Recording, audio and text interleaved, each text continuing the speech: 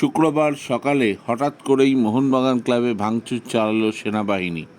ময়দানের তিন প্রধানের ক্লাবই যে জমির ওপর তার আসল মালিক ভারতীয় সেনা। মাঝে মধ্যেই ফোর্ট উইলিয়াম থেকে তারা পরিদর্শনে আসেন। শুক্রবারও বেলা 12টা নাগাদ ভারতীয় সেনাবাহিনীর পক্ষ থেকে মোহনবাগান ক্লাব পরিদর্শনে আসেন কয়েকজন প্রতিনিধি।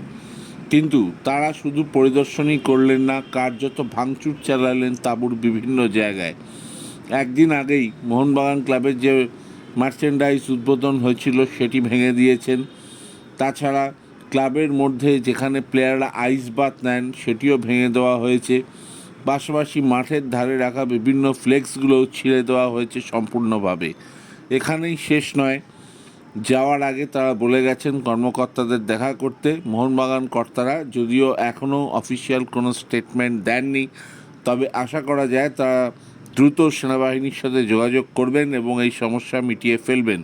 তবে অতীতে ইস্টবেঙ্গল ক্লাবেও এমন ভেঙে গুঁড়িয়ে দিয়ে গিয়েছিল সেনাবাহিনী বাথরুমের ধারে একটা অস্থায়ী নির্মাণে। তো এগুলো তারা করেই থাকেন।